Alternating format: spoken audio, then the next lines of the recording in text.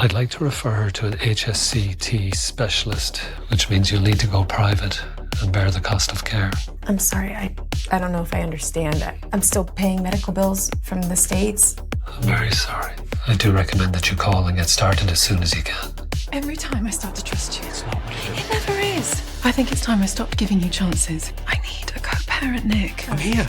Living with your schoolmate in a shitty boy cave. I will get on top of childcare. Just give me more time, please. You're not just moving a few hundred miles, you are moving me out of Maddie's life. Don't put this on me. You moved yourself out of her life the day you decided on a life of crime. Yo, gimana kabarnya para movie lovers? Saya yakin sehat selalu dan banyak rezekinya. Tahun 2025 sudah hampir berakhir. Semoga resolusi kalian semua tercapai.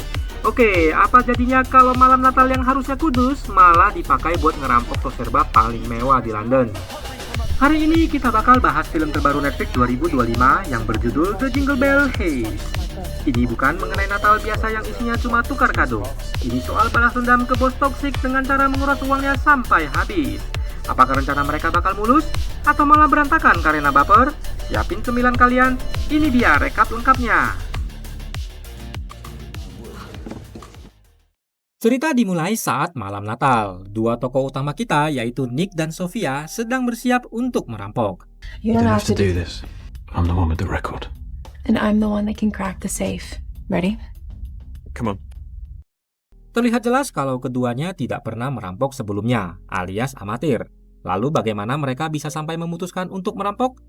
Untuk mengetahui alasannya, mari kita kembali ke 2 minggu sebelumnya.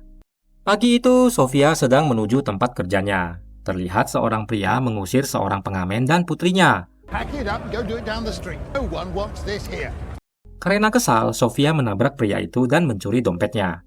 Lalu dia memberikan uang di dalamnya kepada para pengamen itu.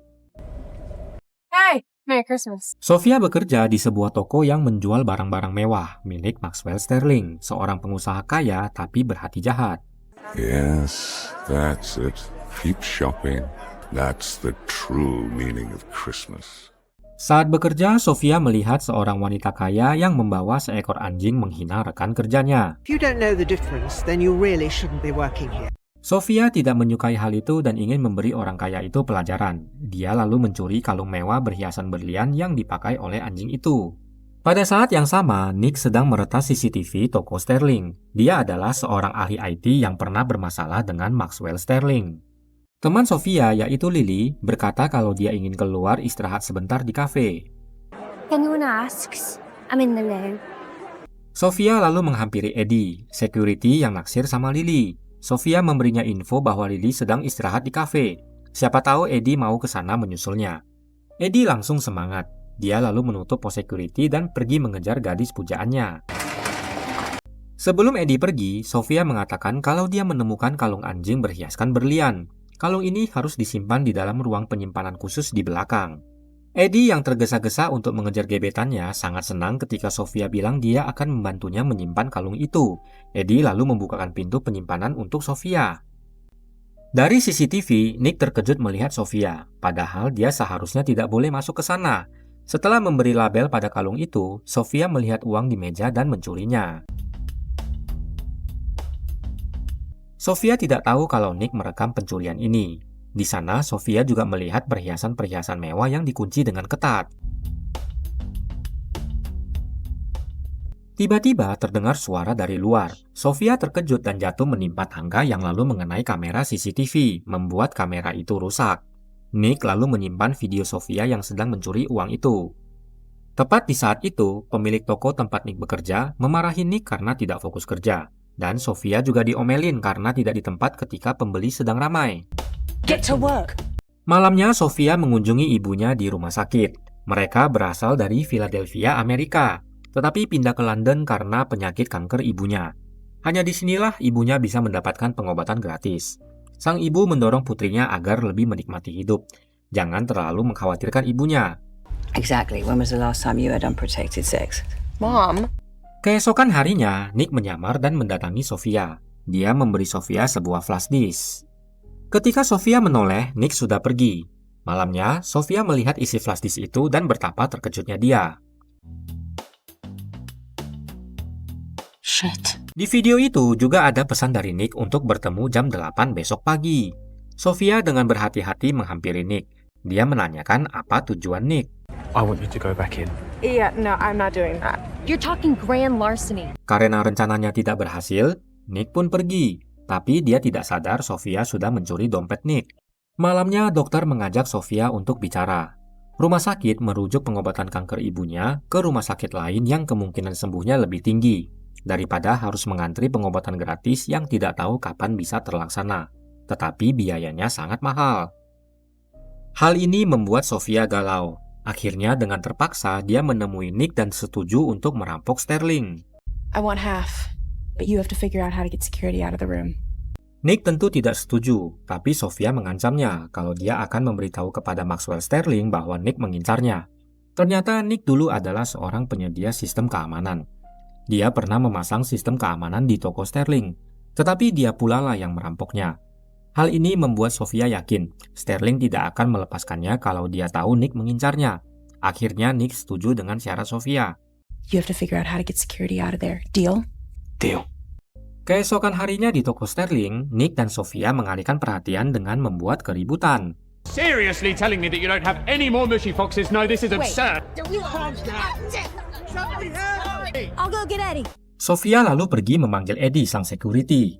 Dia langsung bergegas keluar sembari menutup ruang security. Sofia memanfaatkan kesempatan untuk masuk ke dalam sebelum pintu menutup. Namun ketika sampai di dalam, betapa terkejutnya dia karena semua perhiasan itu sudah hilang. Keesokan harinya, seorang detektif bernama Jones datang untuk menyelidiki. Para karyawan bergosip kalau di brankas kantor juga ada uang tunai sebesar 500.000 pound. Tapi tampaknya tidak diambil pencuri. Maxwell dan detektif Jones pergi menanyai orang yang dicurigai, yaitu Eddie. Akhirnya, walau tidak ada bukti, tapi Eddie tetap dipecat. Some high-level stuff. It must have been professionals, wouldn't they? I'd never do that. You guys known me for years.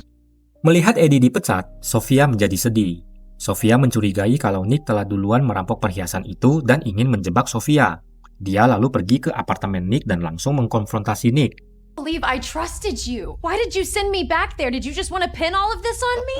Tapi tak disangka, Brianna dan Maddie, mantan istri dan putri Nick datang. Daddy? Brianna menjadi kecewa terhadap Nick. Hidup mereka hancur karena Nick terlibat kasus kriminal. Sekarang Nick tidak kapok dan ingin mengulangi. Dia mengancam tidak akan memberikan hak asuh Maddie kepada Nick. Dia juga akan pindah ke kota lain membawa Maddie dan memulai hidup baru. Nick memohon agar Brianna memberinya kesempatan. Sofia meminta maaf atas kejadian ini. Emosi menguasainya dan membuatnya tidak berpikir jernih. You should probably just go. Look, I'm sorry. The man is an arsehole and a crook who doesn't like to pay. Didn't pay me. I can't believe you thought I'd cut you out. Sofia menceritakan mengenai uang yang disimpan Maxwell Sterling di brankas kantornya.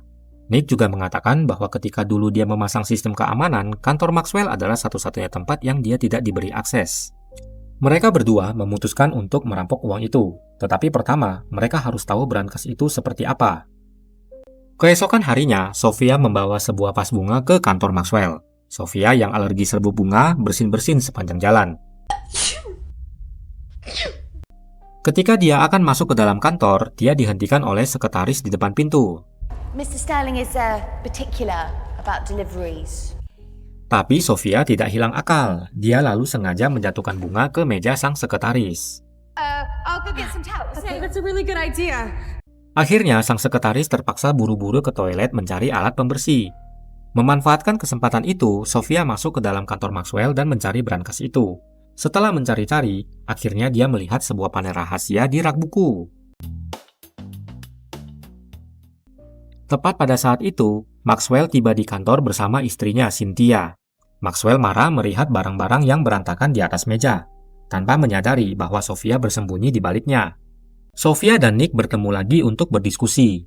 Ketika Nick mendengar brankas penyimpanan itu bermerek Castor Lock, dia terkejut karena Castor Lock itu punya level keamanan yang sangat tinggi dan merupakan brankas custom made. Mereka harus menyelidiki model brankas itu seperti apa. Sofia lalu menyamar dan pergi ke kantor Castor Lock. Kepada staf marketing, dia berkata kalau dia mendapat rekomendasi dari Cynthia Sterling. Dia ingin brankas yang sama dengan milik mereka. Sofia akhirnya mendapatkan info mengenai brankas itu. Models, makes, finishings. Let me just pull up that. Lemari buku itu ternyata adalah pintu masuk brankas. Cara membukanya adalah melalui 6 digit angka OTP yang dikirimkan via ponsel atau melalui sebuah token khusus. Di tengah diskusi mereka, Maddie mengajak ayahnya untuk skating. Melihat ayah dan anak itu skating, perasaan hangat memenuhi hati Sofia. Malam itu, Nick dan Sofia menyamar untuk menyusup ke sebuah pesta Natal yang diadakan Castor Lock. Mereka akan mencoba meretas server Castor Lock dengan mematikan listrik. Mereka berharap bisa mendapatkan kode OTP dari server. Nick sempat melihat pemberitahuan dari rumah sakit dan kondisi ibu Sofia. Sekarang dia tahu motivasi Sofia untuk melakukan perampokan ini. Di pesta malam itu, ketika sedang menunggu kesempatan untuk masuk ke ruang genset, Sofia dan Nick saling curhat mengenai hidup mereka. Keduanya merasa makin mengenal satu sama lain. What are you going to do with the money? Everything I want is for her. Kesempatan yang ditunggu akhirnya tiba. Ketika penjaga meninggalkan posnya, mereka pun menyusup masuk ke dalam. Ketika sedang membuka pintu, tiba-tiba penjaga masuk untuk mengecek. Melihat itu, Sofia langsung berpura-pura bermesraan dengan Nick. Oh, I hate Santa Fest. He's gone. He's gone? Okay. Pull this down and I'll get the codes. Listrik akhirnya mati. Nick lalu mencoba untuk masuk ke dalam server Castor Lock. It's not working. Are you sure? Castor Lock servers are still fully online. I can't get in. No. I don't understand. The firewall's still up. Namun betapa kecewanya mereka karena rencana Nick gagal. Server tidak bisa diretas walaupun listrik telah mati. Kemungkinan besar karena server Castor Lock memiliki pembangkit listrik cadangan. Melihat tidak adanya peluang, Nick putus asa. Dia ingin membatalkan rencana mereka. Sofia menyemangatinya dan bilang kalau Nick pernah berhasil merampok toko Sterling. Kali ini dia pasti bisa juga. I never broke into Sterling's. What? Never actually robbed the place. Sofia terkejut mendengar pengakuan Nick yang sesungguhnya tidak pernah merampok toko Sterling. Dulu, Maxwell memakai jasa Nick untuk sistem keamanan di tokonya. Tapi dia lalu memfitnah Nick dengan mengatakan ada pencurian menggunakan akses kode atas namanya. Hal ini membuat Nick ditangkap polisi. Padahal sebenarnya itu adalah akal-akalan Sterling. Dia mencuri barangnya sendiri untuk mendapatkan klaim asuransi, lalu kemudian menjual barang tersebut untuk mendapatkan keuntungan ganda. Sofia menanyakan kenapa dia mengaku bersalah di pengadilan. Itu karena Nick mendapatkan deal dari jaksa. Jika dia mengaku, maka hukumannya hanya 2 tahun penjara. Waktu yang sangat singkat dibandingkan jika dia kalah, lalu dia harus menghabiskan waktu bertahun-tahun di penjara. Sofia terperangah. Ternyata pria di depannya ini sebenarnya adalah pria jujur. Akhirnya mereka membatalkan rencana mereka. Namun malam ini, keduanya merasa mereka semakin dekat. Sofia terlihat nyaman bersama Nick. Dan Nick juga berterima kasih kepada Sofia karena telah mempercayai dirinya. Bahkan dulu istrinya tidak percaya padanya. Sofia lalu mengundang Nick untuk bersamanya menghias dekorasi Natal di tempat ibunya. I'm actually gonna go hang some tacky Christmas decorations at the hospital with my mom. Would you maybe want to come? That would be nice. Malam itu, Nick mencari informasi tentang Maxwell Sterling dan istrinya. Dia menemukan informasi bahwa mereka akan menghadiri sebuah gala yang diadakan setiap setahun sekali dalam beberapa hari ini. Sebuah ide tiba-tiba muncul di benaknya. Keesokan harinya, Nick dan Sofia pergi mengunjungi ibu Sofia.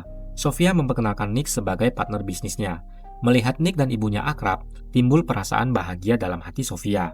Tell us about this project then, Nick. It's a magic camp. I love that one. Ketika makan malam, Nick memberitahu Sofia rencananya untuk mencuri token dari Cynthia Sterling. Yes. I hope you're still interested in swiping Sterling's key fob. Rencananya adalah Nick akan menggoda Cynthia, yang terkenal suka selingkuh dan membungkus pria ke rumahnya. Di sana Nick akan mencuri token itu. Mereka lalu bersiap-siap. Nick memakai tuxedo yang keren, sementara Sofia dengan dress anggun yang membuat Nick terpana. Setelah memasang alat komunikasi, mereka pun berangkat. Di acara itu, Nick dan Sofia melihat Cynthia sendirian. Sofia lalu mendorong Nick untuk menunjukkan keahliannya menggait wanita. Namun Nick yang gugup malah dicuekin oleh Cynthia. Oh yes, the teeny. Akhirnya Sofia memutuskan untuk membantu Nick. Sofia membisikkan kata-kata kepada Nick melalui alat komunikasi. Lalu Nick mengucapkannya kepada Cynthia. Strategi mereka berhasil, dan Cynthia mulai memperhatikan Nick. Namun tiba-tiba, Maxwell mengagetkan Sofia dan mengajaknya mengobrol, membuat rencana mereka menjadi kacau. Tetapi untunglah Nick berhasil menguasai diri. Dia mencoba menjadi dirinya sendiri dan berhasil mengajak Cynthia untuk meninggalkan pesta itu. Let's get out of here. Okay, that works too. Mereka tiba di rumah Cynthia. Cynthia yang sudah panas langsung mendekat, merayu Nick. Ketika suasana lagi panas-panasnya, tiba-tiba Nick berkata ingin ke toilet. Di toilet, Nick gugup setengah mati dan menanyakan apa yang harus dia lakukan. Sofia berkata tidak ada yang bisa dia bantu sekarang. Sofia menyuruh Nick segera bergegas untuk merayu Cynthia lalu mencuri token itu ketika Cynthia lengah. I'm here. I'm waiting for you to get the fob. So you better figure something out. Cynthia mendatangi Nick ke toilet dan membawanya ke kamar tidur. Badan Nick sudah kaku seperti balok kayu, memikirkan apa yang akan dilakukan wanita ini terhadapnya. You already knew that, didn't you, Nick? Namun betapa terkejutnya Nick ketika Cynthia berkata bahwa dia mengenali Nick sebagai orang yang dijebak suaminya dalam kasus perampokan. Tiba-tiba telepon berdering. Pembantu Cynthia mengatakan tukang pijatnya datang. Cynthia sebenarnya tidak ada janji memijat hari ini, tapi dia tahu kalau yang datang adalah wanita yang mengawasinya di gala sejak tadi. Demikianlah dua perampok amatir ini dilucuti semua tipu muslihatnya oleh Cynthia. Di ruang tamu, Cynthia mengancam akan melaporkan mereka ke polisi, atau dia menawarkan untuk memberikan token tersebut kepada mereka, yang membuat Sofia dan Nick terkejut. I can give you this. Why would you do that? Because you're going to split the money with me. Cynthia tahu bahwa mereka mencari token ini untuk merampok suaminya. Ternyata Cynthia juga sudah muak dengan suaminya yang jahat dan mata keranjang itu. It's time he gets what he deserves and I get what's mine. Dia berkata kalau sudah saatnya dia memberikan ganjaran kepada suaminya. Mereka merencanakan untuk merampok di malam Natal. We'll do it on Christmas Eve. Sekarang mereka tinggal menunggu malam Natal untuk melancarkan aksi mereka. Nick dan Sofia menghabiskan waktu dengan keluarga mereka. Momen-momen ini terasa sangat spesial karena di depan mereka telah menanti sebuah rencana yang akan mengubah hidup mereka. Malam Natal akhirnya tiba. Toko Sterling sedang ramai dikunjungi pembeli. Ketika semuanya berakhir, pintu ditutup dan para staf bersiap untuk pulang. Sofia sengaja melambat-lambatkan pekerjaannya. Dia menunggu semua orang pulang. Almost done. Merry Christmas! Tim security mengecek lobi utama lalu mematikan lampu. Setelah itu mereka berjaga di pos security. Nick dan Sofia yang dari tadi bersembunyi memulai rencana mereka. Sofia menyalakan speaker Bluetooth yang mereka simpan di ruang locker. Para security mengecek asal suara tersebut dan menemukan sebuah speaker yang mereka pikir mungkin milik pegawai toko. Mereka lalu memakai topeng dan naik ke kantor Maxwell. Setelah berhasil masuk ke dalam kantor, Sofia lalu memasukkan 6 digit OTP yang didapat dari token pemberian Cynthia. Pintu brankas akhirnya terbuka. Namun, betapa terkejutnya mereka karena di dalam brankas ini ternyata masih ada satu pintu lagi. Pintu yang ini membutuhkan sampel DNA Maxwell agar bisa terbuka. Hal ini mengacaukan rencana mereka. Nick yang putus asa menyalahkan Sofia karena tidak mengecek dengan benar sistem brankas ini. Mereka sama sekali tidak ada sampel DNA Maxwell. Namun betapa terkejutnya Nick melihat Sofia meletakkan jarinya ke panel DNA. DNA sample received. Processing. Sofia akhirnya membuka rahasianya. Ternyata ibunya dulu bekerja di toko ini. Lalu Maxwell menghamilinya. Dia lalu memecat dan membuat segala jenis perjanjian agar ibu dan anak ini tidak bisa mendapatkan apapun darinya. My mom worked here. He got her pregnant and fired her. Pintu brankas itu pun terbuka. DNA telah terkonfirmasi. Ternyata Sofia benar-benar anak dari Maxwell Sterling. Mereka lalu menghabiskan isi brankas itu dan keluar. Sementara itu, para security yang kehabisan cemilan memutuskan naik ke atas untuk mengambilnya di meja sekretaris. Nick dan Sofia terpaksa bersembunyi di bawah meja. Namun mereka lupa kalau Sofia alergi serbuk bunga.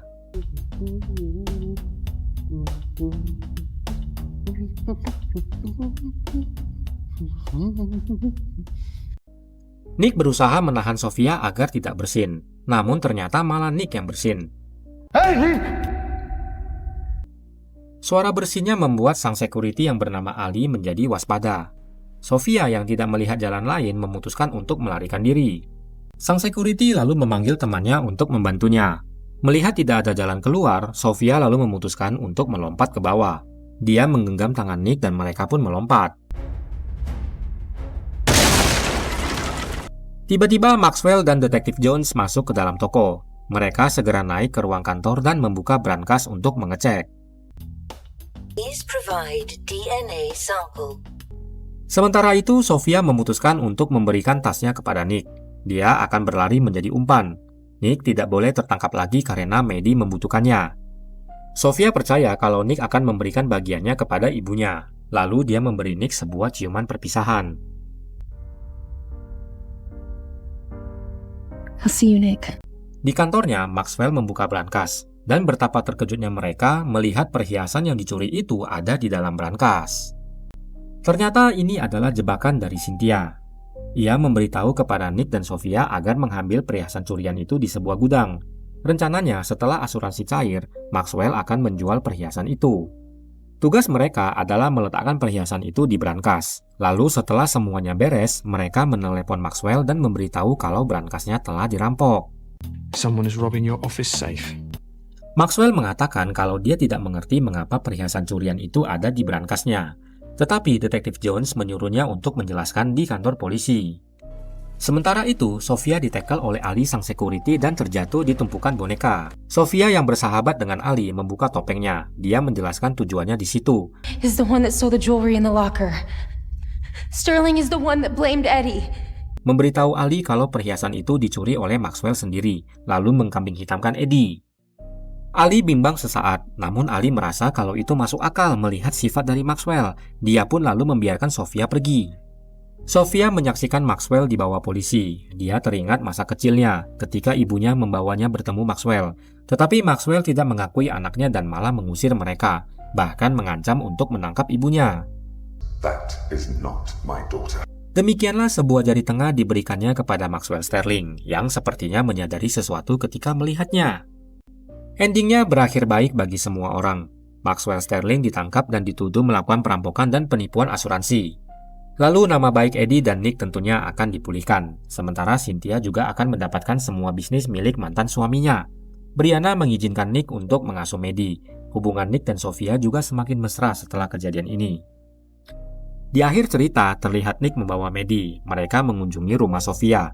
Ibu Sofia terlihat sudah sembuh. Di sana juga ada teman-teman mereka. Bersama mereka menikmati makan malam yang hangat dan penuh keakraban. Demikianlah rekap film The Jingle Hedge. Semoga para movie lover semua menyukainya. Seperti biasa, jangan lupa like, komen, dan subscribe untuk terus mendapat informasi rekap film terbaru di Flash Cinema. See you again!